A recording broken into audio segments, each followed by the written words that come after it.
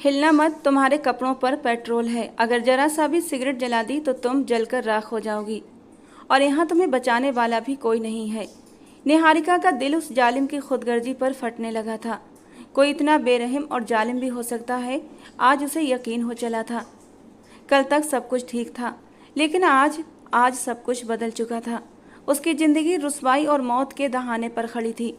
वो अपनी दोस्त की मेहंदी के फंक्शन से वापस आ रही थी जब अभिराम चौधरी ने उसे उठवाकर अपने फार्म हाउस पर लाया था और उसे जान से मारने की धमकी देकर जबरदस्ती उससे शादी कर ली। पंडित जी और उसके कुछ दोस्त जो शादी में शामिल होने आए थे, उनके जाते ही अभिराम जोर से कह कहा लगाकर हंसा था, अब तुम पूरी तरह मेरे काबू में हो, मैं जो चाहूँ तुम्हारे साथ कर सकता हूँ। ये कहकर अभिराम ने एक बोतल उसके ऊपर डाल दी थी और वो सांस रोके उसे उस लिक्विड में भीगती चली गई थी। और अब जो बात उसने अभिराम के मुंह से सुनी थी, उसका दिल जैसे धड़कना भूल गया था और उसका डरा सहमा लरजता वजूद देखकर अभिराम जोर जोर से हंसने लगा। वो पेट्रोल नहीं पानी था, मेरी भोली बीवी। इस वक्त फार्म हाउस के उस कमरे में पूरी तरह अंधेरा छाया हुआ था और अंधेरे में सिसकती हुई वो लड़की किसी को भी दया की पात्र लग सकती थी, लेकिन अभिराम चौधरी को नहीं, जो उसके सामने बैठा उसे बेहिसाब रोते हुए देख रहा था। क्योंकि अभिराम चौधरी के सीने में दिल नहीं बल्कि पत्थर था। उसे लोगों की भावनाओं का कोई एहसास नहीं था, बल्कि निहारिका जैसी लड़कियों से वो कोसों दूर भागता था। मिडिल क्लास गरीब घराने की लड़कियां हमेशा ही उसकी आंखों में चुभती थीं। उसकी नज़र में मिडिल क्लास लड़कियां अमीर लड़कों को फांस कर उनसे पैसों के लिए शादी करती हैं। निहारिका उसके सामने विनती करने लगी, जिसकी अना और जिद से पूरी यूनिवर्सिटी भली भांति परिचित थी। भगवान के लिए अभिराम, मुझे जाने दो, मेरे बाप की इज्जत का सवाल है। उसके होंठ लगातार कांप रहे थे, जबकि सामने बैठे उस शख्स की आंखों से भी वहशत झलक रही थी। उसकी बेइंतहा सुर्ख आंखें आने वाली कयामत का पता दे रही थीं।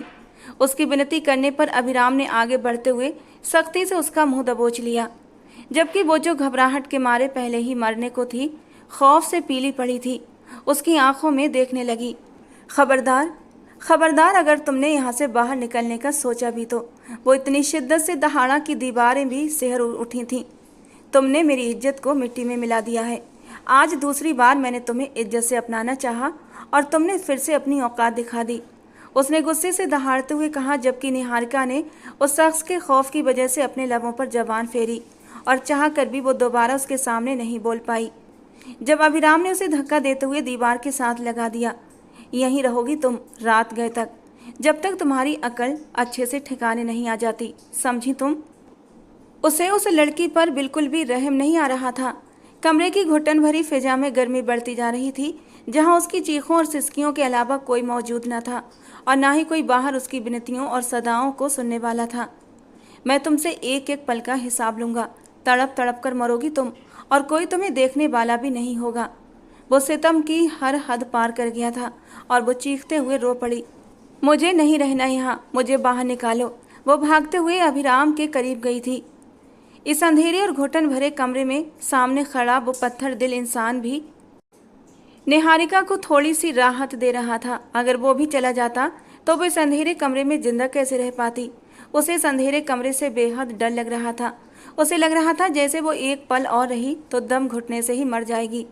इससे पहले कि वो उसका बाजू थाम लेती, उसने उतनी ही शिद्दत से झटकते हुए उसे वापस गिरा दिया था कि वो काफ़ी देर तक संभल ही नहीं पाई। तब तक वो कमरे से बाहर निकल चुका था और कमरा दोबारा से लॉक हो चुका था। वो भागती हुई दरवाजे तक आई और सिसकते हुए दरवाजे के साथ लगकर बैठ गई थी। दरवाज़ा खोलो, मुझे बाहर निकालो। उसके पांव तो रस्सियों से आज़ाद थे, लेकिन हाथ वैसे ही बंधे हुए थे। सुनने वाला कोई नहीं था। काफ़ी देर तक वो रोती रही, पसीने से तरबतर जिस्म पर चिपके हुए कपड़े, रो रोकर सुर्ख आंखें और कांपता हुआ जिस्म। वो एक अकेली लड़की उस शख्स का मुकाबला नहीं कर सकती थी। उसे दोपहर में ही यूनिवर्सिटी की सड़क से उठा लिया गया था और अगवा करने वाला कोई और नहीं, अभिराम चौधरी था, शहर का जाना माना राजनीतिज्ञ। यहाँ आते ही उसने उसके सामने शादी करने की शर्त रख दी और कहा कि उसी शर्त पर वो वापस जा सकती है, जबकि उसने जिद और हठधर्मी का मुजाहिरा करते हुए पंडित जी और उसके दोस्तों के सामने ही इनकार कर दिया। वो कभी भी ये शादी नहीं कर सकती थी। आज तक उसने अपनी इज्जत ही कमाई थी और वो ये नहीं जानती थी कि उसका बदला उसे इस सूरत में भुगतना पड़ेगा। उस पर कयामत टूट पड़ी थी। आज का दिन उसके लिए कयामत भरा था। काफी देर वो वहीं बैठी रोती रही, लेकिन ना ही किसी ने उसकी मदद के लिए आना था और ना ही कोई आया। दीवार के साथ टेक लगाते हुए उसने अपने हाथों को खोलना शुरू कर दिया, लेकिन हाथों को इतनी सख्ती से बांधा गया था कि कोशिश के बावजूद भी वो खुल नहीं पा रहे थे। उसके कंधों में तेज दर्द होने लगा था। लगातार कोशिश करते हुए आखिरकार उसके हाथ में रस्सी का एक कोना लग गया और वो उंगलियों की मदद से उसे खोलने लगी। कुछ ही देर के बाद वो अपने हाथ खोलने में कामयाब हो चुकी थी। उम्मीद की एक किरण उसके हाथ लग गई थी। सख्ती से बंधे हुए हाथों में अब दर्द भी होने लगा था। उसने इधर उधर नजर घुमाकर अपना बैग तलाश करना चाहा। यहीं पर उसके साथ साथ उसका बैग भी फेंका गया था। शायद उन लोगों को अंदाजा नहीं था कि उस बैग में उसका मोबाइल भी मौजूद है, वरना वो कभी भी उसे यहाँ न फेंकते। आखिरकार उसे बैग मिल गया। उसने जल्दी से लपकते हुए बैग को उठाया और हाथ डालकर अपना मोबाइल निकाल लिया। मोबाइल ऑफ था। शायद तभी किसी की कॉल नहीं आई थी। उसने जल्दी से मोबाइल ऑन किया। वो कॉल करके अपनी बात बता देना चाहती थी। थोड़ी ही देर बाद मोबाइल में रोशनी चमकी थी और रोशनी के साथ ही उम्मीद की एक हल्की सी चमक उसकी आंखों से झलक रही थी, लेकिन मोबाइल अगले ही पल ऑफ हो गया। बैटरी बिल्कुल डेड हो चुकी थी। उसके हाथ लगातार कांप रहे थे। इससे पहले कि कोई कमरे में आता वो जल्द से जल्द किसी को कॉल करके इन्फॉर्म कर देना चाहती थी, लेकिन मोबाइल लगातार ऑफ रहा। आज शायद मुकद्दर उसे मात देने पर तुला हुआ था। उम्मीद का आखिरी सहारा भी हाथ से जाते देखकर वो घुटनों के बल जमीन पर बैठ गई। चीखते हुए उसने मोबाइल जमीन पर दे मारा था और फिर कितनी ही देर वो घुटनों में बल पड़ी रोती रही। उसका पूरा वजूद कांप रहा था। कोई तसल्ली, कोई उम्मीद नहीं थी।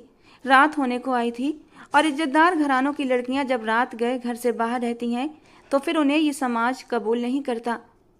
उसके पिता ने सारी जिंदगी सिर्फ इज्जत ही कमाई थी। पसीने और गर्द में अटे हुए बाल, कांपता हुआ वजूद, रोती हुई आंखें, उसका पूरा हुलिया ही बदला हुआ था। जब दूसरी बार वो कमरे में दाखिल हुआ, वो उसके सामने बिल्कुल तरोताजा हालत में खड़ा था। उसे कोई फर्क नहीं पड़ता था कि सामने मौजूद लड़की मर भी जाए, उसे बिल्कुल परवाह नहीं थी। उसे अगर फर्क पड़ता था तो अपनी इज्जत और साख से, जो निहारिका ने मिट्टी में मिला दी थी, और अब उसी बात की निहारिका सजा भी झेल रही थी। निहारिका ने गहरी सांस लेते हुए सामने खड़े उस खूबसूरत मर्द को देखा था, जो देखने में जितना ही खूबसूरत था, अंदर से उतना ही बदसूरत था। उसने अपने अंदर फिर से उम्मीद बांधी कि शायद सामने खड़ा ये मर्द उसकी हालत पर रहम खा ले और उसे यहाँ से आज़ाद कर दे। हालांकि इतना तो वो समझ गई थी कि उसे सिर्फ अपनी इज्जत और अपनी साख से मतलब था, और इसके लिए वो अपने मन में एक बहुत बड़ा प्लान भी कर चुका था। लेकिन उसका मकसद निहारिका की इज्जत खराब करना नहीं था। अगर ऐसा होता तो वो कब का अपने इरादों में कामयाब हो चुका होता, क्योंकि निहारिका पूरी तरह उसके रहमो करम पर थी। लेकिन फिर भी अनजाने डर से निहारिका का दिल कांप रहा था। अभिराम के लबों पर एक हल्की तंजिया मुस्कान आई थी। सामने बैठी मजबूर और बेबस लड़की को देखकर उसे अब उसकी हालत पर मजा आने लगा था। बहुत बहादुर बन रही थी। सारी बहादुरी हवा हो गई है। वो उसे देखकर जल्दी से लपकते हुए उसके करीब आई और फिर उसके कदमों में बैठ गई। भगवान के लिए मुझे जाने दो। देखो, मैं तुम्हारे पैर पकड़कर तुमसे माफ़ी मांगती हूँ। और उसने अपने पैरों को झटकते हुए उसे दूर फेंक दिया। मुझे तुम्हारी माफ़ी की ज़रूरत नहीं है। पंडित जी आ गए हैं। शादी के लिए तैयार हो जाओ, वरना मेरे पास दूसरा रास्ता भी है अपनाने को। शादी तो मैं तुम्हारी ही भलाई के लिए कर रहा हूँ, वरना अगर मैं चाहूँ तो मैं बिना शादी के ही तुम्हारे साथ। अभिराम ने उसे डराना चाहा। हालांकि ये बिल्कुल भी सच नहीं था। ये शादी सिर्फ और सिर्फ वो अपने फायदे के लिए कर रहा था।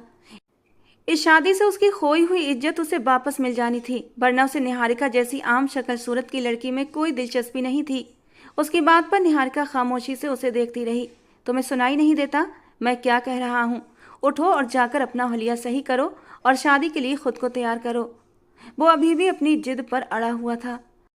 भगवान के लिए मेरे साथ ऐसा मत करो, ये मेरे पिता की इज्जत का सवाल है। और अभिराम ने झुकते हुए उसे बालों से पकड़ लिया। तुम्हारे बाप की इज्जत, जिसे कोई गली में भी नहीं जानता, और मेरे बाप की इज्जत का क्या, जिन्हें पूरा देश जानता है। निहारिका ने खिंचकी ली थी। सूजी हुई आंखें रोते रोते लाल अंगारा हो चुकी थीं। अब तो आंसू आने से उनमें जलन होने लगी थी। जाने इतनी मामूली सी बात पर इतना बड़ा बदला लेने पर क्यों उतर आया था वो? शादी करोगी मुझसे या नहीं, वो उसकी आंखों में देख रहा था। और इस बार भी उसने हिम्मत करके इनकार में सर हिला दिया, और अगले ही पल उसका जोरदार थप्पड़ उसके मुंह पर पड़ा था। इतनी शिद्दत से उसने उस पर हाथ उठाया था कि वो कितनी ही देर तक संभल नहीं पाई थी। उसे लगा जैसे वो अपने होशो हवास ही खो देगी। तभी अभिराम ने बाहर से किसी को अंदर बुला लिया। अंदर आने वाले शख्स के हाथ में एक बोतल थी। वो अपने गाल पर पड़ा थप्पड़ भी भूल चुकी थी। उसे ये भी याद नहीं रहा कि वो किस हाल में है।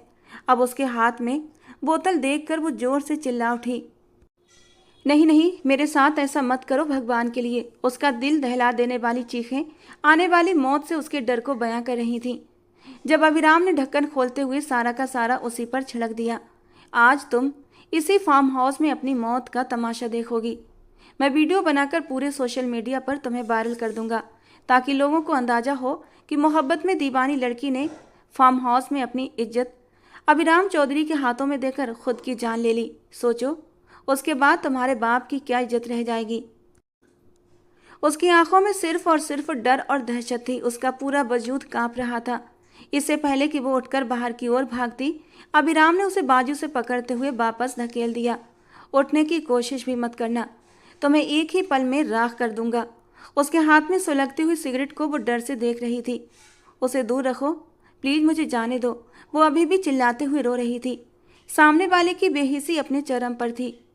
यहाँ तुम्हारे पास मौजूद हूँ सिर्फ इसीलिए कि तुम्हें यहाँ से भेज दूँ। अब कहाँ जाना है ये फैसला तुम्हारा है। उसने हाथ में मौजूद सिगरेट को धीरे धीरे उसकी तरफ बढ़ाना शुरू कर दिया और वो चीखते हुए उससे दूर हो रही थी। उसकी चीखें इतनी दिल दहला देने वाली थीं कि कोई भी उन्हें सुनकर उसके साथ हो रहे जुल्म की कहानी समझ जाता। आज उसका शायद आखिरी दिन था। उसकी आंखों में अपने मजबूर पिता की तस्वीर घूम रही थी। उसे यकीन हो चला था सामने खड़ा शख्स कोई इंसान नहीं बल्कि उसकी मौत है, जो एक ही पल में उसे दबोच कर अंत कर देगी। कोने में दुबकते हुए उसने पूरी तरह अपने हाथों से अपना चेहरा ढक लिया। जिंदगी किसे प्यारी नहीं होती, उसे भी थी। दोनों तरफ से जिल्लत थी। अगर वो उससे शादी कर लेती तब भी उसकी किस्मत में जिल्लत ही आती, और अगर उसके हाथों मारी जाती तब भी सिर्फ रुसवाई उसका मुकद्दर होती। मैं तुमसे शादी करने को तैयार हूँ, उसने कह दिया, और अभिराम का बढ़ता हुआ हाथ एक पल में रुक गया। उसके चेहरे पर एक तंजिया मुस्कान थी। बस इतनी सी बात थी और तुमने इतना टाइम खराब कर दिया। वैसे तुम जितनी बहादुर और होशियार दिखती हो उतनी हो नहीं। पानी और पेट्रोल में फ़र्क ही ना समझ सकी। लेकिन अगली बार ये मत सोचना कि मैं तुम्हारे ऊपर पानी ही डालूंगा, इसलिए इनकार की कोई गुंजाइश नहीं है, समझी तुम। सिगरेट को दूर फेंकते हुए उस पर एक मुस्कान उछाल कर वो बाहर चला गया, जबकि निहारिका को अब महसूस हुआ कि उसके बदन पर तो सच में पानी था। उसने हाथ नाक के पास ले जाकर सूंघने की कोशिश की, जिसमें कोई भी स्मेल नहीं थी, यानी वो सच में पानी था। निहारिका बेबसी से रोते हुए अपना सर घुटनों में दे गई। थोड़ी देर बाद उसी हालत में उसे गार्डन एरिया में बुला लिया गया, जहां पंडित जी के साथ कुछ लोग और भी मौजूद थे, जो शायद उसके कुछ दोस्त थे जो इस शादी में शामिल होने आए थे। पंडित जी ने हैरानी से निहारिका को देखा था और दूसरी नज़र पंडित जी ने अभिराम पर डाली थी।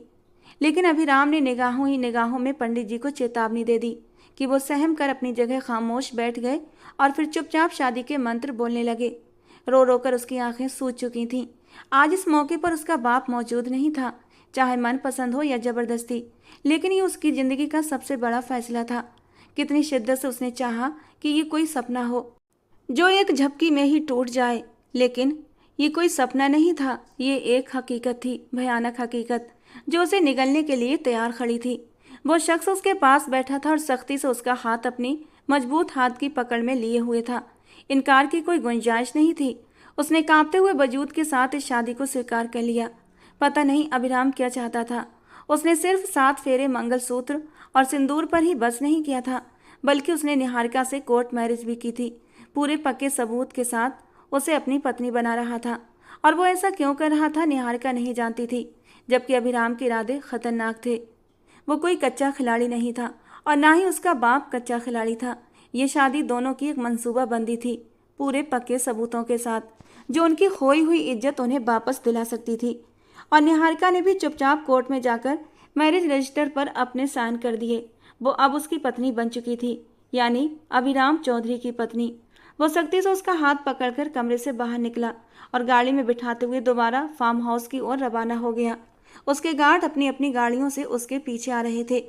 फार्म हाउस आया तो उसके दोस्त और पंडित जी अब भी वैसे के वैसे ही बैठे हुए थे। सर, आपने जैसा कहा हमने वैसा ही किया। इस लड़की की मर्जी के बिना भी मैंने ये विवाह संपन्न कराया है, तो उसकी कुछ तो दक्षिणा बनती है ना। पंडित जी ललचाई हुई नजरों से अभिराम को देखकर बोले, और अभिराम ने एक तंजिया नजर निहारिका पर डाली थी, जैसे उसे जता रहा हो कि पैसे के बल पर क्या कुछ नहीं हो सकता है। उसने कुछ गड्डियां अपनी जेब से निकालकर पंडित जी की ओर बढ़ा दी और पंडित जी खुशी खुशी पैसे लेकर वहां से चले गए। अभिराम अब उसकी ओर बढ़ा था। सिगरेट अब भी उसके हाथ में थी और वो एक बार फिर डरी हुई निगाहों से उसे देखने लगी। मैंने आपसे शादी कर ली है, इसे मुझसे दूर रखें। जबकि अभिराम ने आगे बढ़ते हुए उसके वजूद पर लिपटी चादर एक पल में उतार कर दूर फेंक दी थी। वो उसे मैरिज रजिस्ट्रेशन ऑफिस लेकर गया था और इस तरह भीगे बदन के साथ उसे ऑफिस लेकर नहीं जा सकता था, इसलिए उसके ऊपर एक काली चादर डाल दी थी। उसका वजूद अब भी भीगा हुआ था। जब कमरे में अभिराम की हंसी गूंज उठी, उसे पागलों की तरह हंसते हुए देखकर निहारिका बेबसी से रो रही थी। वो शख्स उसकी मजबूरी का मजाक उड़ा रहा था। अरे अब क्यों रो रही हो? अब तो तुम मेरी बीवी बन चुकी हो, एक जाने माने नेता की बीवी। अब तो तुम्हारी जिंदगी आसान होने वाली है। सोचो, एक झोपड़ी से उठकर तुम एक महल में चली जाओगी। किस्मत तुम पर कितनी मेहरबान हुई है। उसके लहजे और बातों से जहर टपक रहा था और अगले ही पल उसने सख्ती से उसकी गर्दन को थाम लिया। सोचना भी मत कि अभिराम चौधरी तुमसे मोहब्बत में डूब कर शादी कर चुका है। मुझे नफरत है तुम्हारे वजूद से और इस नफरत को तुम सारी जिंदगी भुगतती रहोगी। मैं तुम्हें अपनी कैद में रखकर यह एहसास दिलाना चाहता हूँ कि तुमने कितनी बड़ी गलती की है। वो बेहद डर गई थी। उसकी कोई बात नहीं सुन रही थी, बस उसकी आंखें उसकी लाल आंखों पर जमी हुई थीं। उससे बेहतर तो था कि वो उसे आग लगाकर एक ही पल में ख़त्म कर देता। उसे मौत के डर से ज़्यादा इस बात का डर था कि उसके मरने के बाद उसका बाप जिंदगी भर बदनामी और जिल्लत झेलेगा। अगर वो जिंदा रही तो शायद कभी अपने पापा को मिलकर सच्चाई बता पाएगी, लेकिन उसके मरने के बाद सब कुछ एक सवाल बनकर रह जाता। ये भीगा हुआ जिस्म पेट्रोल से नहीं है, बल्कि ये पानी था। अब तुम्हें डरने की ज़रूरत नहीं। उसका लहजा अब नरम हो चुका था और वो तकलीफ से अपनी आंखें बंद कर गई थी। अगर वो उस वक्त उसके सामने डट जाती तो शायद उसकी ज़िंदगी इस उम्र भर की कैद से बच सकती थी। शायद वो उसे छोड़ देता, लेकिन अब ये सब हमेशा हमेशा के लिए ख़त्म हो चुका था। वापसी के सारे रास्ते बंद हो गए थे। आपका मकसद मुझसे शादी करना था ना, तो शादी हो चुकी है। अब मुझे घर छोड़ आइए। उसने एक बार फिर से अभिराम के करीब होते हुए विनती की।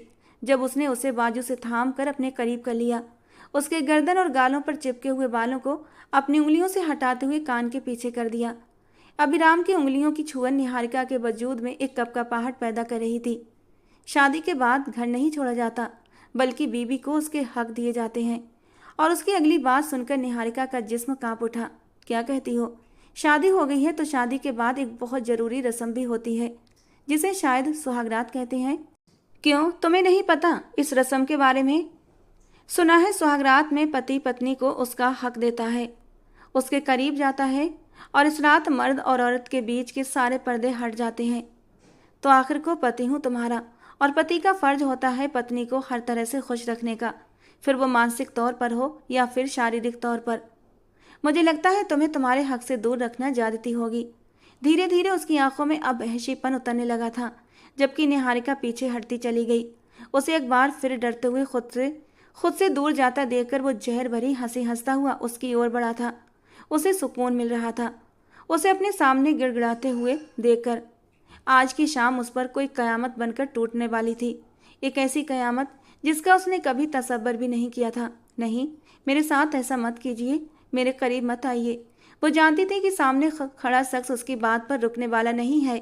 अब वो उस पर हक रखता है और अगर चाहे तो एक पल में ही अपने सारे हक वसूल कर सकता है।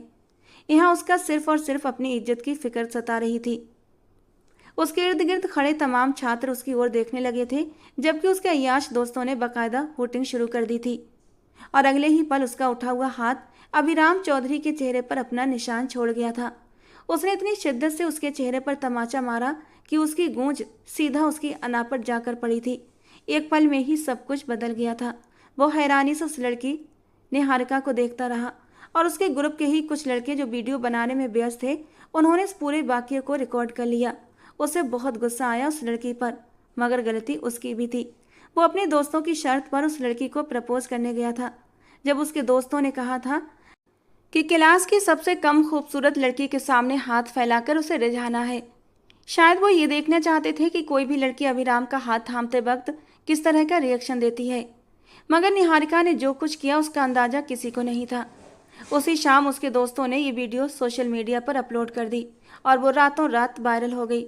जनेश चौधरी का बेटा अभिराम चौधरी, जिसने एक लड़की को प्रपोज किया और बदले में लड़की ने अपनी इज्जत बचाने के लिए उसे तमाचा जड़ दिया। लोगों ने तरह तरह के कमेंट किए थे। वो अपनी ही वीडियो को इस तरह सोशल मीडिया पर देखकर आग बबूला हो गया था। उसके पिता की समाज में एक अच्छी खासी पहचान थी, मगर विरोधियों ने इस मामले को तूल देकर पेश कर दिया था और न जाने कितने चैनल्स ने इस बात को पूरी तरह उछाल कर रख दिया था। उसके पिता को कॉल पर कॉल आने लगी थी और मीडिया सफाई मांग रहा था, जबकि कहने को उनके पास कुछ भी नहीं था। ऐसे कमज़ोर लोगों के साथ ऐसा ही होना चाहिए, जो पैसों की अकड़ पर दूसरों की इज्जत से खेलते हैं। बहुत अच्छा किया लड़की ने, वेल डन। ऐसे न जाने कितने कमेंट्स उसके गुस्से को और भी हवा दे रहे थे। उसके लिए तो ये सिर्फ एक मामूली मजाक था, लेकिन नतीजा उसे बहुत भारी पड़ रहा था। लोगों ने सोशल मीडिया पर इस बात को इतना बढ़ा दिया था कि उसी शाम उसके पिता ने उसे बुलाया। वो उनके सामने सिर झुकाए खड़ा था। ये क्या हरकत की है तुमने अभिराम? क्या तुम जानते हो कि इससे तुम्हारी राजनीतिक छवि बर्बाद हो जाएगी?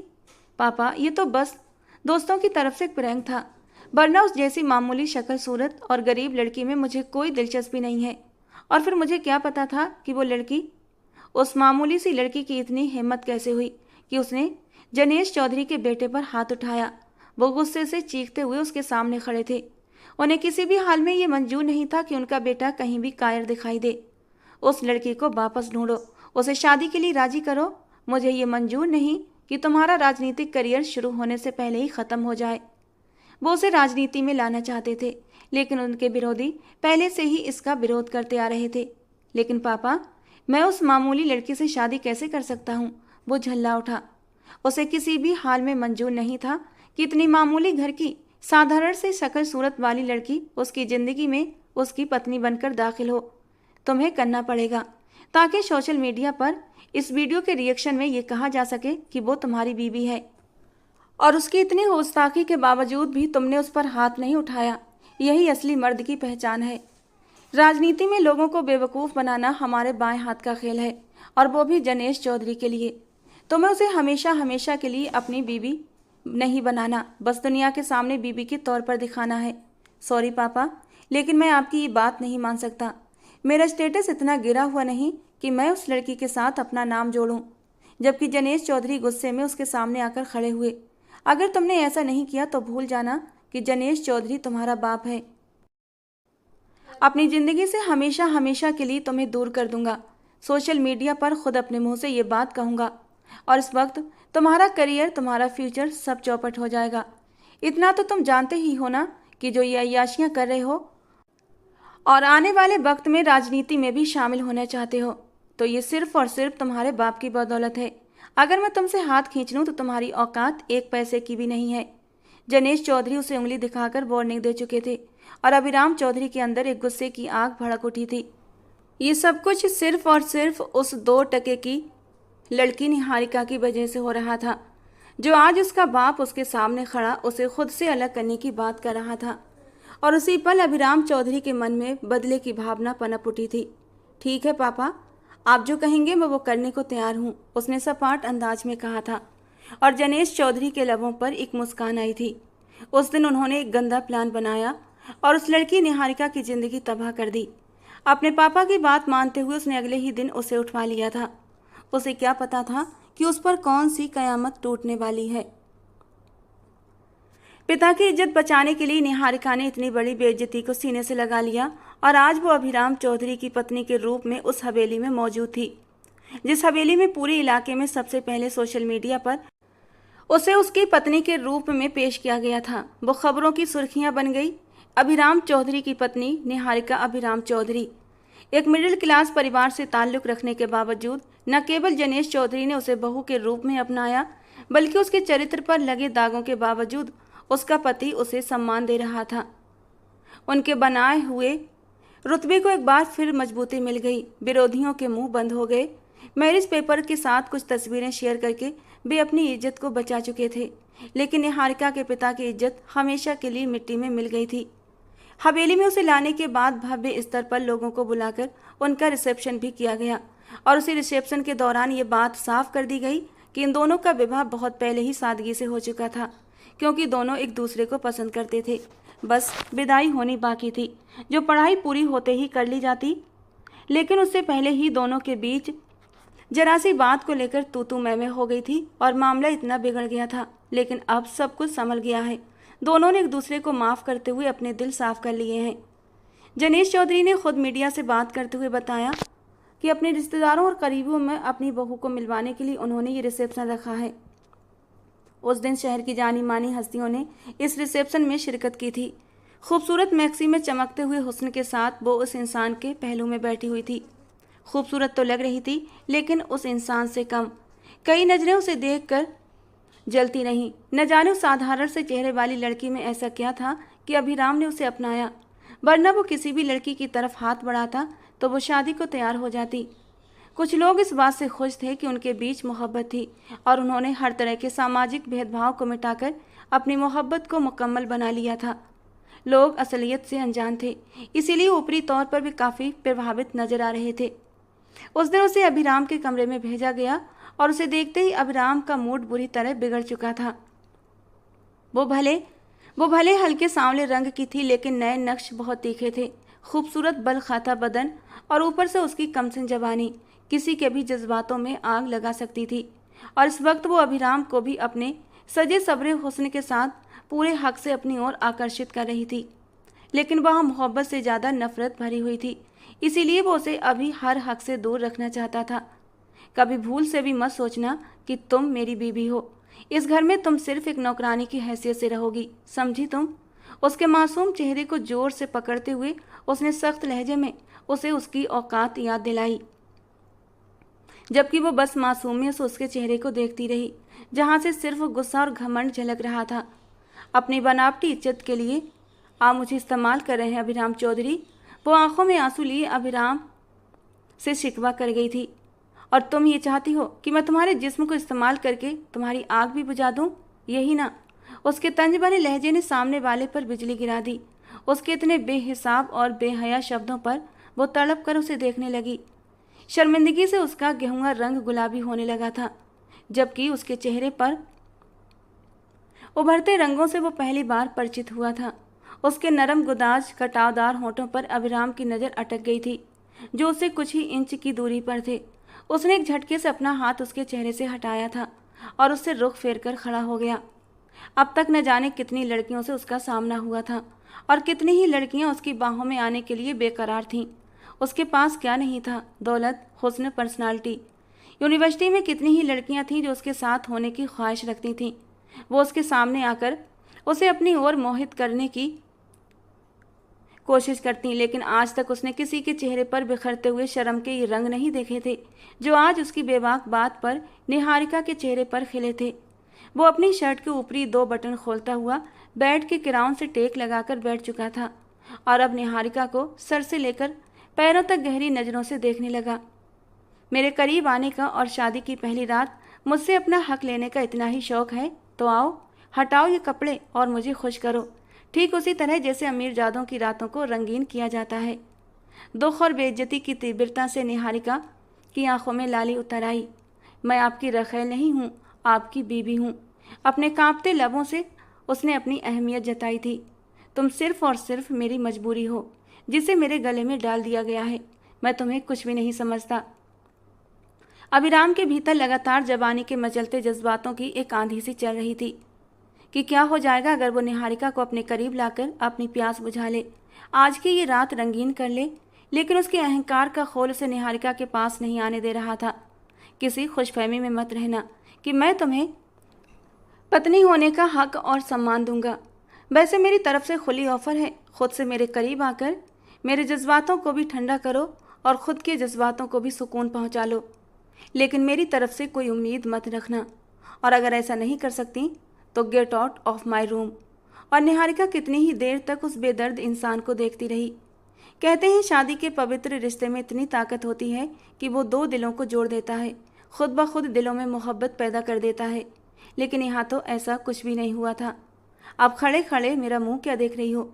निकल जाओ मेरे कमरे से, और आज के बाद मेरी इजाज़त के बिना इस कमरे में मत आना। वो चुपचाप उसके कमरे से बाहर निकल गई। क्या हर लड़की का मुकद्दर ऐसा होता है? उसके सपने बुरी तरह टूट चुके थे। उसने कितनी मेहनत की थी ताकि पढ़ लिख कर समाज में अपना नाम और अपनी इज्जत बना सके, लेकिन सब कुछ मिट्टी में मिला दिया गया था। अभिराम का बाप उसे सियासत में शामिल कर चुका था। एक छोटी सी गलती और फिर उस पर आए तीव्र प्रतिक्रिया ने उसे राजनीति की दुनिया में लाकर खड़ा कर दिया था। इन लोगों ने उसे अपने मकसद के लिए इस्तेमाल किया था, लेकिन उसकी औकात इस घर में नौकरानियों से भी कम थी। उसी दिन उसे अपनी हैसियत का एहसास हुआ था। वो शख्स पूरी तरह से बहैसियत पर उतर आया था, जिसके लिए सब कुछ उसका पैसा, घमंड और अकड़ थी। वो अपने बाप की खातिर तड़पती रहती थी। उसे ये नहीं पता था कि उसका बाप किस हाल में है। उसे हवेली में आए हुए लगभग 3 दिन हो चुके थे और इन 3 दिनों में उसने इस घर का सारा काम संभाल लिया था। अभिराम चाह कर भी उस पर कम ही ध्यान देता था। उसके लिए ये रिश्ता कोई भी मायने नहीं रखता था। नौकरों की तरह घर का सारा काम काज करने के बाद वो थक हार कर सर्वेंट क्वार्टर में जाकर लेट जाती। मुकद्दर ने उसे आसमान से उठाकर जमीन की गहराइयों में धकेल दिया था। बाहरी तौर पर दौलतमंद और वेल मैनर्ड दिखने वाला वो शख्स उसके साथ इतनी तिरस्कार से पेश आता था, और उसके घर वाले भी उसे अभिराम के काबिल करीब फटकने तक नहीं देते थे। उस रात भी वो पूरी रात बुखार में तपती रही और सुबह फिर से उसे बुलावा आ गया। उसका दिल नहीं कर रहा था कि वो उठकर काम करे, लेकिन फिर भी उसे अभिराम का सख्त रवैया याद आया, जिसने उसे उठने पर मजबूर कर दिया। जल्दी जल्दी सारा काम संभालने के बाद वो दोपहर में थोड़ा आराम करने के लिए सर्वेंट क्वार्टर वापस जा रही थी। उसे पता नहीं था कि हवेली में आज मीडिया के लोग मौजूद हैं। अपनी शादी को लेकर अभिराम चाह रहा था कि मीडिया के सामने सारी बातें क्लियर कर दे, और उस दिन दुर्भाग्य से वो हवेली से निकलकर लॉन में आ गई थी। उसका इरादा था कि वो यहीं से सर्वेंट क्वार्टर जाएगी और आराम करेगी, लेकिन लॉन में इतने लोगों को देखकर वो बुरी तरह घबरा गई।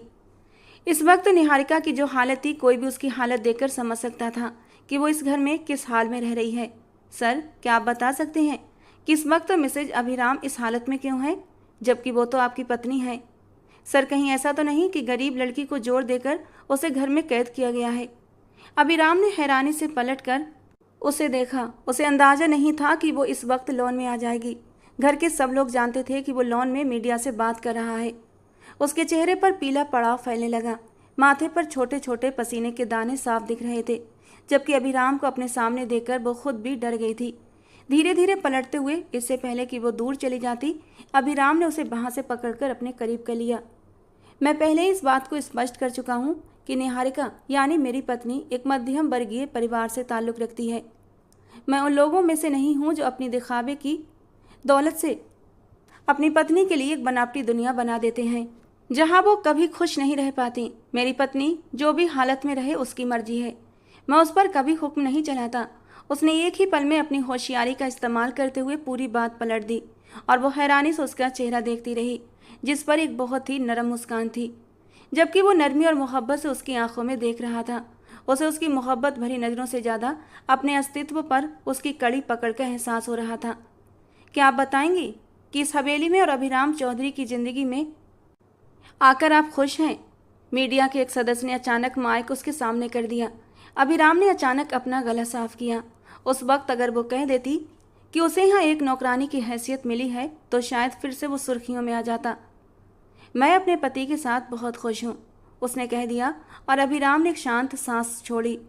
छोटे छोटे सवालों के जवाब देकर वो फ्री हो गई थी, और जैसे ही हवेली में आई, उसने हवेली को अपने सिर पर उठा लिया था। उसी वक्त नौकरानी को भेजकर उसने सर्वेंट क्वार्टर से उसे बुलवा लिया था, जबकि निहारिका डर के मारे बुरी तरह कांप रही थी। उसे अच्छे से अंदाजा था कि अभिराम उसके साथ अब क्या कर सकता है। ये उसकी गलती थी, लेकिन उसने जानबूझकर नहीं किया था। जब वो लॉन्च में आई, तभी अभिराम ने उसे बाजुओं से पकड़ लिया था। उसकी पकड़ इतनी मजबूत थी कि वो दर्द से चिल्ला उठी। घर के बाकी लोग ना तो उस पर कोई ध्यान दे रहे थे और ना ही वो उसे उसके अत्याचार से बचा रहे थे। तुम इसीलिए मीडिया के सामने आई थी ना, ताकि अपने आप को पीड़ित दिखा सको? अभिराम ने मिडिल क्लास लड़कियों की मजबूरी का मजाक उड़ाते हुए उसे बालों से खींचकर उसका चेहरा दबाते हुए जोर से डांटा था। जबकि उसका रंग पूरी तरह लाल हो चुका था। मैंने सब कुछ जानबूझकर नहीं किया, ये सिर्फ एक गलती थी, मेरा ऐसा कोई भी इरादा नहीं था। निहारिका ने गुस्से के बावजूद हिम्मत करके अपनी सफाई दी, वरना उस व्यक्ति से कोई दूर नहीं था कि वो उसकी जान ले लेता। मैं तुम्हारे ड्रामेबाजी से अच्छी तरह वाकिफ हूँ और आज मैं तुम्हें ऐसा सबक सिखाऊंगा कि तुम कभी भी मेरी ज़िंदगी में दखलंदाजी की कोशिश नहीं करोगी। वो उसे लिए अपने कमरे में घसीटते हुए लगातार उस पर चिल्ला रहा था, जबकि वो घर के बाकी लोगों की ओर देख रही थी, उनसे मदद की गुहार लगा रही थी। मैंने जानबूझकर नहीं किया, मेरी गलती थी, प्लीज़ मुझे माफ़ कर दो। रो रोकर वो बिलख रही थी। उसके शरीर का दर्द, थकान और बुखार उसे बिल्कुल ही कमज़ोर बना चुके थे। अब अभिराम का गुस्सा कमरे में ले जाकर उसने उसे बिस्तर पर धकेल दिया। वो जल्दी से उठकर खड़ी हुई थी। प्लीज़ अभिराम, मेरी बात। उसकी बात अभी ओंठों में ही रह गई थी जब अभिराम ने उसके गालों पर थप्पड़ों की बारिश शुरू कर दी और कमरे की दीवारें उसकी चीखों से गूंज उठीं। किसी ने भी उस मासूम लड़की पर ध्यान नहीं दिया था, किसी ने भी उसे ये अत्याचार करने से नहीं रोका था, बल्कि वे लोग सिर्फ तमाशीन बने थे और अपने अपने कमरों में चले गए। उन्हें भी यही लगता था कि ये सब कुछ वो डिज़र्व करती है। उसकी जान और उसकी इज्जत से ज़्यादा ज़रूरी था उसका राजनीतिक करियर, जिसे आने वाले एक झटका भी सहन नहीं कर पाता था। उसे अपने गुस्से का निशाना बनाकर वो कमरे से बाहर चला गया। उस वक्त गुस्से में उसकी हालत बहुत ख़राब थी। दिल चाहता था कि वो सामने खड़ी लड़की को जान से मार दे। पहले से ही निहारिका की तबीयत ठीक नहीं थी, उसे बुखार था और अब अभिराम ने भारी थप्पड़ों ने उसे बुरी तरह हिलाकर रख दिया था। वो जा चुका था, जबकि वो आधी बेहोशी की हालत में उसी के बिस्तर पर आंखें बंद किए पड़ी रही। उसमें इतनी हिम्मत नहीं थी कि उठकर वहां से अपने कमरे में चली जाए। काफ़ी देर वो बेकार ही कार सड़क पर दौड़ाता रहा। उसने आज तक अपने अहंकार और घमंड में आकर जो कुछ किया था, लेकिन उसे आज तक पछतावा नहीं हुआ था। लेकिन जब गुस्सा ठंडा हुआ तो उसके कानों में उसकी चिल्लाहट गूंज रही थी। ये सच था कि वो उससे नफरत करता था, उसे अपने सामने कुछ भी नहीं समझता था और ना ही उसके अस्तित्व को स्वीकार करता था। वो इस घर में एक गैर जरूरी चीज़ से ज़्यादा महत्व नहीं रखती थी। फिर भी उसे इस बात का गहरा पछतावा था कि उसने उसके साथ जानवरों की तरह व्यवहार किया। न सिर्फ उसे अपने गुस्से का शिकार बनाया, बल्कि उसके आत्मसम्मान को भी कुचल दिया। क्या होता अगर वो उसे सिर्फ चेतावनी देकर जाने देता? अगर वो जानबूझकर ये सब करती तो मीडिया के सामने इसका इकरार कर सकती थी। और उस दिन उसने कसम खाई थी कि अगर वो उसे राहत नहीं देगा तो उसकी तकलीफ का कारण भी नहीं बनेगा। उसका दिल उसे ये सब करने की इजाज़त नहीं देता था और ना ही उसका अहंकार उसे मुड़कर उसका हाल पूछने या माफ़ी मांगने की अनुमति देता था। शाम तक वो उसी तरह अपने कमरे में पड़ी रही। उसे पता था कि अगर वो एक बार फिर उसे अपने कमरे में देखेगा तो गुस्से से भड़क उठेगा। हिम्मत करके वो उठी और सर्वेंट क्वार्टर में चली गई। पूरी रात वो दर्द से कराहती रही और अगली सुबह भी उसे बुखार था। घर की पुरानी नौकरानी बिंदिया ने उसे कुछ दवाइयाँ दी और थोड़ा पैसा भी थमाया।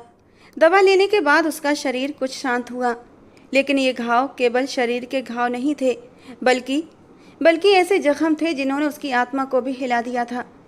उस दिन के बाद उसने अभिराम चौधरी के सामने आना भी बंद कर दिया। वो उससे बहुत डर चुकी थी। उसे अंदाज़ा था कि अगर उसने फिर से कोई गलती की तो वो उसे जान से भी मार देगा और कोई उसे बचाने नहीं आएगा। उसका पिता इस काबिल नहीं था कि लोगों के खिलाफ आवाज़ उठाता। दिन यूं ही गुजरते रहे। अब उसे ये देखकर आश्चर्य होता कि बिंदिया अक्सर उसकी दिलजोई करती थी। घर का काम भी अब उसके ऊपर काफ़ी कम हो गया था और कभी कभी बिंदिया उसे कुछ पैसे या कपड़े भी दे देती। एक दिन उसने बिंदिया से कहा, एक एहसान कर दो मुझ पर, मेरे पापा से मेरी बात करवा दो। और बिंदिया चुपचाप उठकर चली गई। इन लोगों के खिलाफ जाना उसके बस की बात नहीं थी और निहारिका को इस बात का अंदाज़ा था। उसके तौर तरीके बदल गए थे। उसने अपने पास मौजूद कुछ पैसे इकट्ठा किए और किताबें लिखकर बिंदिया को दी ताकि वो अपने बेटे से ये किताबें उसके लिए मंगवा दे। पढ़ना उसका सपना था और वो अपने सपने को पूरा करना चाहती थी। उसे आश्चर्य था कि अब अभिराम ना तो उस पर ध्यान देता था और ना ही कोई अत्याचार करता था। घर में भी दोनों के बीच झगड़ा लगभग ख़त्म हो गया था। वे कभी आमने सामने आते ही नहीं थे और ये उसके लिए खुशी की बात थी। उस आदमी के गुस्से से बच जाना उसके लिए किसी वरदान से कम नहीं था। बिंदिया ने उसे किताबें लाकर दी। वो भी सर्वेंट क्वार्टर में ही रहती थी, लेकिन कभी कभी शहर में अपने बेटे के घर चली जाती। एक दिन जब वो वापस आई तो उसके हाथ में एक छोटा सा मोबाइल भी था। लो, अपने पापा से बात कर लो, उसने कहा। निहारिका ने कृतज्ञ नज़रों से बिंदिया को देखा और मोबाइल उठा लिया। काफ़ी देर तक वो अपने पापा का नंबर डायल करती रही, लेकिन शायद उसके पापा ने नंबर बदल दिया था। फ़ोन बार बार बंद हो रहा था। अपने आंसू पोंछते हुए उसने फ़ोन वापस बिंदिया की ओर बढ़ा दिया। बिंदिया ने अफसोस से उसे मासूम लड़की को देखा था। बिंदिया ने उसकी मदद की और वो बिंदिया की बहुत आभारी थी। अब उसके साथ उसकी बातचीत भी हो जाती थी, लेकिन ज़्यादातर उसका ध्यान अपनी पढ़ाई पर था। वो प्रतियोगिता परीक्षा देना चाहती थी। CSS की तैयारी करके उसे पास करना ही उसकी काबिलियत साबित करने का जरिया था। वो चाहती थी कि इस कैद में रहकर भी अपने सपनों को पूरा करे। अब उसे अभिराम से मिले हुए लगभग 3 महीने हो चुके थे। इस दौरान वो 1-2 बार विदेश जाकर वापस आ चुका था, लेकिन दोनों के बीच न कोई बातचीत हुई और न आमना सामना। उस दिन मजदूरों ने उसके दरवाजे के सामने ही प्रदर्शन शुरू कर दिया था। उसका पिता पूरी तरह इस्तीफा दे चुका था और ये सीट अभिराम ने ही संभाल ली थी। उस पर लगातार दबाव डाला जा रहा था कि वो इन लोगों की आर्थिक मुश्किलों पर ध्यान दे, जबकि वो खुद निराश खड़ा था कि ज़मीनों से कोई फ़ायदा नहीं हो रहा था। लेकिन इसके बावजूद लोगों की बढ़ती मांगें उसके लिए असहनीय हो रही थीं। रोजाना प्रदर्शन बढ़ने लगे थे और अंत में एक बड़ी रैली उसके घर के बाहर खड़ी थी। उसे 10 मिनट में बाहर आकर कोई अंतिम फैसला सुनाने को कहा गया, जबकि वो बेचैनी में लॉन्ज में सिर गिराए बैठा था। ये सब उसके लिए किसी आफत से कम नहीं था। रोज कोई न कोई मीटिंग और राजनीतिक मसले उसे परेशान कर रहे थे। किचन में निहारिका चाय बना रही थी। ट्रे में कप सजाकर वो 3 महीने बाद उसके सामने आई थी, क्योंकि आज बिंदिया छुट्टी पर थी। बिंदिया की गैर मौजूदगी में वही किचन के काम संभालती थी। चाय मेज पर रखते हुए उसने एक नज़र अभिराम की ओर डाली थी, जिसकी परेशानी से लाल हुई रंगत पहली बार उसे कमज़ोर दिखा रही थी। अगर आप चाहें तो मैं इसके लिए कोई सुझाव दे सकती हूँ, उसने कहा। अभिराम ने हैरत से सिर उठाकर उसकी आंखों में देखा। उस वक्त वो जिस हालत में था उसे किसी हल की सख्त ज़रूरत थी, चाहे वो हल उस लड़की की तरफ से ही क्यों न आता। वो 3 महीने बाद उसे अपने सामने देख रहा था। वो काफ़ी हद तक पहले से बेहतर लग रही थी। शायद उसने हालात को स्वीकार कर लिया था। तुम्हारा क्या मतलब है? तुम कैसे सुझाव दे सकती हो? मैं आपको इसका एक हल बता सकती हूँ, शायद आपकी परेशानी कम हो जाए। वो हमेशा की तरह धीरे से और शांत आवाज़ में बोली, जबकि अभिराम उसे देखकर उसके सामने खड़ा हो गया। बताओ, तुम्हारे दिमाग में क्या सुझाव है? वो शुरू से ही मानता था वो लड़की अपनी काबिलियत से यहाँ तक आई थी। आप बाहर जाकर फैसला सुना दीजिए कि आज के बाद इन लोगों को इन ज़मीनों में से 50% मुनाफा दे दिया जाएगा और इससे ये लोग अपनी परफॉर्मेंस भी बेहतर करेंगे। अगर आपको ज़मीन से ज़्यादा आर्थिक लाभ होता है तो आपके लिए ये मुश्किल बात नहीं है कि आप 50% इन लोगों को दे दें। अभिराम आश्चर्य से उसे देखता रह गया। उसका आत्मविश्वासी लहजा, उसकी आंखों की चमक, एक ही पल में उसने उसकी इतनी बड़ी मुश्किल हल कर दी थी। वो उसे आभार भरी नज़रों से भी देख नहीं पाया था और बाहर चला गया। ये उसके लिए एक और बड़ा झटका था कि यह खबर सुनते ही जो लोग उसके खिलाफ थे उनमें खुशियों की लहर दौड़ गई। वे इस बात से सहमत थे कि अगर अभिराम चौधरी उन लोगों को अपने मुनाफे में से 50% देता है तो वो लोग खुश हैं। एक बहुत बड़ी समस्या का समाधान हो गया था एक ही पल में। उसका पिता भी इस फैसले पर काफ़ी हैरान था। उसी शाम उसने बिंदिया को भेजकर उसे सर्वेंट क्वार्टर से बुलवा लिया। मुझे अंदाज़ा नहीं था कि तुम इतना बेहतरीन समाधान पेश करोगी। तुमने सच में मेरी परेशानी काफ़ी हद तक कम कर दी है। उस दिन वो बेहद खुश था। अगर उसे ज़मीन के मामलों में नुकसान होता तो ये उसके लिए बड़ा धक्का साबित होता। क्या चाहती हो तुम? मेरा मतलब है अगर तुम्हें कुछ चाहिए तो तुम मुझसे मांग सकती हो। और उसने पलकें उठाकर अभिराम की आंखों में देखा था। मैं CSS का एग्ज़ाम देना चाहती हूँ। ठीक है, मैं तुम्हारी सिफारिश कर दूंगा। उसका लहजा इस बार नरम था। मैं सिफारिश नहीं, आपकी अनुमति मांग रही हूँ। और वो हैरानी से उसे देखता रहा। उसकी आंखों की चमक से ही उसे अंदाज़ा हो रहा था कि वो कितनी पक्की है। चाहने के बावजूद वो इनकार नहीं कर पाया। अगर वो हार भी जाती तो उसकी अपनी कोशिश थी जिसमें उसका कोई नुकसान नहीं था। ठीक है, अगर तुम यही चाहती हो तो परीक्षा दो और अपने दम पर इसे पास करो। तुम्हें जो भी चाहिए बिंदिया से कह देना। और वो हैरानी से पलट कर उसे देखने लगी। वो बिंदिया का नाम ले रहा था, जो पहले भी उसकी काफ़ी मदद करती थी, यानी पहले वही बिंदिया के जरिए उसकी हल्की फुल्की मदद करवा रहा था। उसके चेहरे पर एक ख़ास मुस्कान फैल गई। वो आदमी उसके लिए नरम दिल रखता था, पर जाहिर करने से डरता था।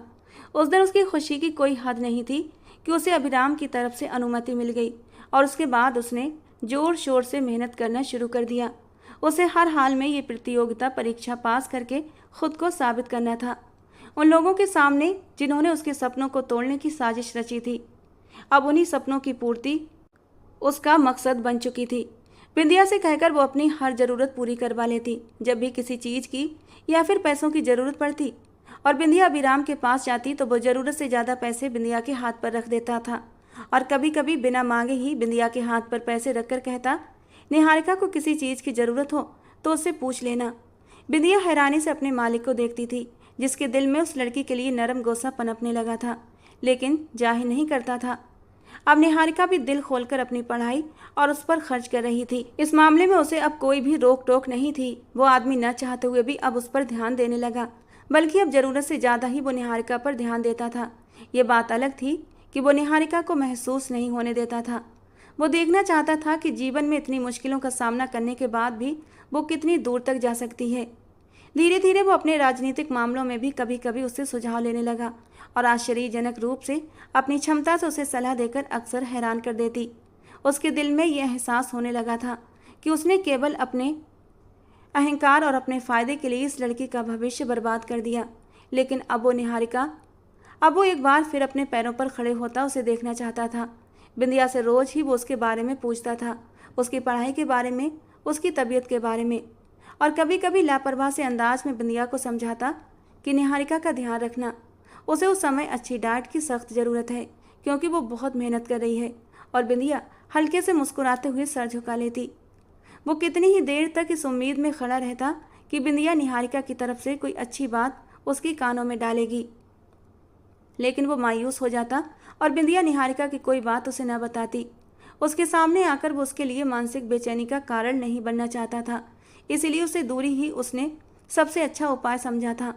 और आखिरकार वो दिन भी आ गया जो परिणामों का दिन था। उसने बेसब्री से इस दिन का इंतजार किया था, लेकिन वो नहीं जानती थी कि उससे भी ज़्यादा बेसब्री से अभिराम ने उसके रिजल्ट का इंतजार किया था। किसी को यकीन नहीं था कि वो ये सब कुछ कर पाएगी सिवाय उसके खुद के। वो जानती थी कि सपने देखने वाले हार नहीं मानते। उस दिन वो कितने समय के बाद अभिराम के कमरे में आई थी, झिझकती हुई, अपनी उंगलियां मरोड़ती हुई। अभिराम के चेहरे पर उसे देखकर एक हल्की सी सुकून भरी मुस्कान आई थी, जिसे उसने जल्दी से छुपा लिया था। कहो, क्या कहना है? वो ये तो समझ गया था कि वो उससे कुछ कहने आई है। वो आज मेरा रिजल्ट, तो इसमें इतना डरने की क्या बात है? क्या तुम्हें खुद पर यकीन नहीं? यकीन तो है। वो मैं चाहती हूँ कि आप मेरा रिजल्ट लैपटॉप पर चेक करें। कहते कहते उसकी आंखें चमकने लगी थीं और अभिराम, जो एक ज़रूरी मीटिंग के लिए निकलने वाला था, अपनी टाई की नॉट ढीली करते हुए आराम से लैपटॉप लेकर सोफे पर बैठ चुका था और वो उसके पास खड़े होकर बेसब्री से लैपटॉप की स्क्रीन पर देखने लगी। रिजल्ट की वेबसाइट पर अपना नाम देखकर वो खुशी के मारे जोर से चिल्ला उठी थी और अभिराम कितनी ही देर तक उसके खुशी से चमकते चेहरे को देखता रहा। निहारिका ने जब से उसने अपने जीने का मकसद बदला था, उसके चेहरे की रंगत लौटने लगी थी। पहली बार अभिराम को वो बहुत खूबसूरत लगी थी। खुशी से चमकती बड़ी बड़ी काली आंखें, गुलाबी होंठ और गेहुआ रंग, जो पहले से अब काफ़ी खिल चुका था। मोहब्बत एक ऐसा जज्बा है जो महबूब की सारी कमियों को खूबियों में बदल देती है। इस वक्त सामने खड़ी लड़की में उसे कोई भी कमी नज़र नहीं आ रही थी। जल्दी से उसने अपनी नज़रें निहारिका के चेहरे से हटाई थीं। इतनी परेशानियों के बाद जीवन में पहली बार खुशियों की एक बरसात मिली थी उसे। उसने अपनी मेहनत और क्षमता से खुद को साबित कर दिया था और वो खुद भी उसके दमकते चेहरे को देखकर हैरान रह गया था। न केवल वो, बल्कि हवेली के सभी निवासी उसकी सफलता पर हैरान थे। उसने एक छोटा सा सपना देखा था और प्रकृति ने उसके सपने को पूरा कर दिया था। ये न केवल उसके लिए एक बड़ी सफलता थी, बल्कि अभिराम चौधरी के नाम को भी उसकी वजह से 4 चांद लग गए। हर न्यूज़ चैनल ने इस खबर को प्रेरणा के रूप में पेश करते हुए बताया कि राजनीतिक परिवार में पहली बार कोई लड़की इस पद तक पहुंची है। किसी ने अपनी मेहनत से ये स्थान हासिल किया था, शायद इसलिए कि वो एक मध्यम वर्ग से थी। लोग उसके जज्बे की तारीफ कर रहे थे, उसकी सफलता पर बधाई दे रहे थे।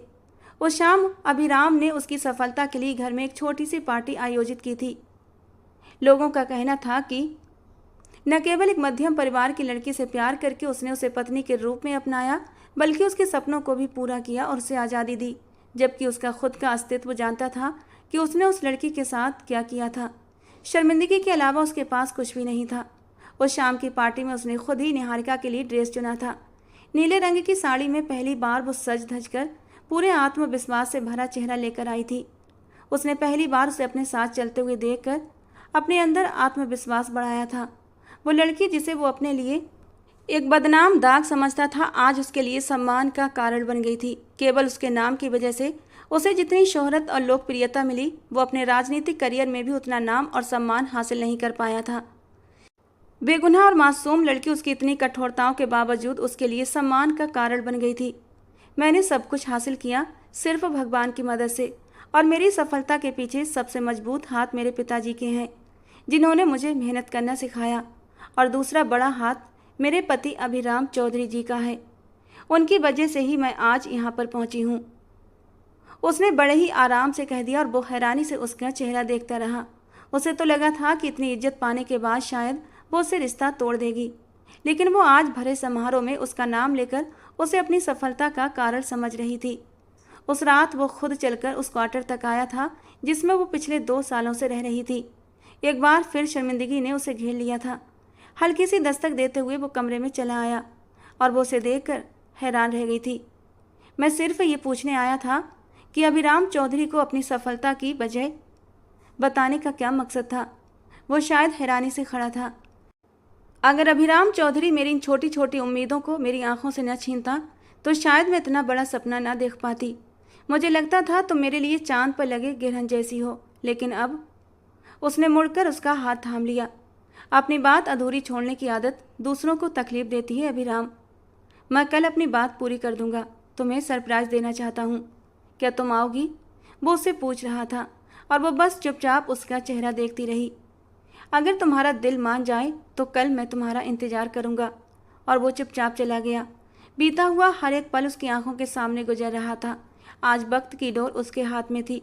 उसने कितनी मुश्किल से जीना सीखा था, ये केवल वही जानती थी, वरना हालात उसे कब से मौत की तरफ धकेल चुके होते। इस बार फैसला उसके हाथ में था। उसे अभिराम के साथ जिंदगी बितानी थी या अपनी सारी राहें उससे अलग कर लेनी थी, और कल इस बात का फैसला होना था। अगली सुबह शायद उसके लिए फैसले की सुबह थी। उसके दिल की धड़कन बुरी तरह बेचैन हो रही थी। उसके पास 2 रास्ते थे, या तो अपनी सारी जिद और सजाओं को पीछे छोड़कर उसका हाथ थाम लेती, या फिर उसे रास्ते में ही छोड़कर अपनी राहें उससे अलग कर लेती, जिसने ज़बरदस्ती उसे अपनी जीत का जरिया बना लिया था। हर जिद को ख़त्म करते हुए उस दिन वो तैयार होकर समंदर के किनारे आ गई। कभी कभी बेचैनी इंसान को इतनी तकलीफ़ देती है कि उसे सुकून पाने के लिए इन खामोश जगहों का चयन करना पड़ता है। लेकिन उसे अंदाज़ा नहीं था कि अभिराम उसका इंतज़ार करेगा, जबकि वो सुबह से वहीं पर था। रेड कॉटेज में लहरा रहे पर्दे, गुलाबों से सजा पूरा माहौल, रेड हार्ट शेप का केक। वो निहारिका के लिए डेट प्लान कर गया था। वो उसे डेट पर लाना चाहता था। बीते हर वक्त की माफ़ी मांगकर वो उसके साथ एक नए सफ़र की शुरुआत चाहता था। लेकिन उसके फैसले के मुताबिक अगर वो अभिराम के साथ नहीं रहना चाहती थी तो उसने सोच लिया था कि वो चुपचाप अपनी राहें अलग कर देगा। वो हैरानी से सब कुछ देखती रही जब अभिराम मुस्कुराते हुए उसके करीब आया। इतना हैरान होने की ज़रूरत नहीं है, एक पति अपनी पत्नी के लिए इतना तो कर सकता है ना। और वो चाह कर भी मुस्कुरा ना पाई। क्या तुम मेरे साथ आज का दिन खूबसूरत इन हवाओं में बिताना चाहोगी? वो दिलकशी से मुस्कुराते हुए पूछ रहा था, जबकि उसके दिल की धड़कनें एकदम बेढंगी हो रही थीं। उसने सोचा भी नहीं था कि अभिराम चौधरी जैसे शानदार आदमी उसके सामने झुककर अपनी मोहब्बतों का इकरार करेगा। वो ये स्वीकार करेगा कि वो उसे अपने लिए काबिल सम्मान मानता है, उसे हमसफ़र के रूप में अपनाना चाहता है। उसकी आंखों में नमी उतर आई और अभिराम उसे खींचकर अपने करीब ले आया। मैं जानता हूँ कि अतीत तुम्हारी आंखों के सामने एक बदसूरत दाग की तरह लहराएगा कि तुम उससे नज़रें नहीं चुरा पाओगी, मगर अगर तुम्हारा फैसला ना भी हो तो मैं उसे भी स्वीकार करता हूँ। लेकिन मैं ये भी वादा करता हूँ कि तुम्हारी ज़िंदगी में आने वाला हर दर्द पहले मुझसे होकर गुजरेगा। मैं बुरा नहीं था, शायद मुझे वक्त, हालात और अपनी अकड़ ने इतना बुरा बना दिया था कि मुझे इंसानियत के दर्जे से भी नीचे उतरना पड़ा। वक्त और हालात कभी कभी इंसान के बस में नहीं होते, और शायद उस वक्त मेरे बस में कुछ नहीं था। वो उसके सामने इकरार कर रहा था और उसके चेहरे पर पछतावा भी था। अब जानते हैं अभिराम, मुझे 2 साल हो चुके हैं अपने पापा को देखे हुए। मैंने एक ऐसी कैद बिताई है जिससे गुजरने के बाद लोग अक्सर मर जाते हैं, और शायद मेरे अंदर मौजूद सारे सपने मर चुके हैं। वे सपने जो किसी के साथ जुड़े होते हैं और वे सपने जो किसी की बाहों में पूरा होकर बिखर जाते हैं। उसके लहजे से ही तकलीफ झलक रही थी कि जिंदगी के सफ़र में उसने क्या क्या सहा था वो अच्छी तरह जानता था, लेकिन सामने खड़े इंसान का साथ उसके लिए सबसे ज़रूरी था। जो भी था वो उसका पति था, और भगवान भी इस बात की इजाज़त देता है कि अगर कोई दिल से अपनी गलतियों पर शर्मिंदा है तो उसे माफ़ कर दिया जाए। वो उस इंसान को एक मौका देना चाहती थी, उसे आजमाना चाहती थी। उस दिन उसने उसकी हथेली पर अपना कांपता हुआ हाथ रख दिया। मैं चाहती हूँ कि आपके साथ ज़िंदगी की खुशियाँ भी देख सकूँ। मैं चाहती हूँ कि गुजरता हर दिन आपकी हमसफरी में गुजरे। वहाँ उन दोनों के अलावा कोई नहीं था, बस आती जाती लहरों का शोर, हवाओं की सरगोशियाँ और हवा में बिखरे हुए उनकी मोहब्बत के किस्से। वो आज तक उसे खुद से अलग नहीं कर पाई थी। शायद उसके लिए उसके दिल में पसंदगी का दर्जा था, जबकि वो तो तब से ही अभिराम को अपने पति के रूप में मान चुकी थी। जब से अभिराम ने उसकी मांग में सिंदूर भरा था, गले में मंगलसूत्र पहनाया था, उसके पिता ने उसे समझाया था कि भगवान जिस इंसान को तकदीर में लिख देता है, चाहे वो जैसा भी हो, उसे अपना मान लेना चाहिए। अभिराम ने उसे कमर से थामते हुए अपने करीब किया और नरमाई से उसके होंठों पर अपने होंठ रख दिए। वो पहली बार अपनी मोहब्बत भरी गहराइयों को उसके वजूद में डाल रहा था।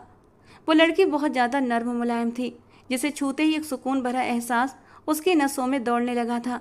एक बार फिर उसके होंठों को छोड़ते हुए वो उसके चेहरे पर बिखरते हुए रंगों को देखने लगा, जहाँ कितने ही प्यारे रंग निहारिका के चेहरे पर बिखरे पड़े थे, और वे रंग दुनिया के सबसे खूबसूरत रंग थे जो उसकी बेचैनी को बढ़ा देते थे।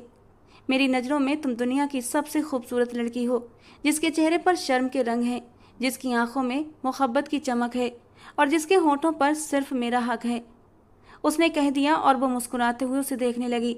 गाल पर पड़ा हुआ गड्ढा अब पूरी गहराई से जाहिर हो रहा था। शायद उसके छूने से उसका पूरा बदन निखर गया था। जिंदगी में बेहिसाब हुस्न और अदाएं ही सब कुछ नहीं होती, काबिलियत, नर्म जबान, शांत अंदाज और सलीकामंदी भी काफ़ी होती है। किसी के दिल में उतरने के लिए ये सब कुछ उसमें कूट कूट कर भरा था। वो उसकी नस्लों को संवार सकती थी। उसकी बाहों में सिमट कर दुनिया जहान का सुकून उसे मिल जाता। किसी एक का होना बेहिसाब हसीन होने के बराबर है। वो फूल जो हर किसी की पहुंच में हो, बहुत जल्दी अपनी महक खो देता है। दोस्तों, आज की कहानी कैसी लगी कमेंट बॉक्स में ज़रूर बताना। पसंद आई हो तो प्लीज़ लाइक करना। रोज़ एक नई और रोमांटिक कहानी सुनने के लिए हमारे चैनल को सब्सक्राइब करना। मिलते हैं दोस्तों अगली किसी नई कहानी में।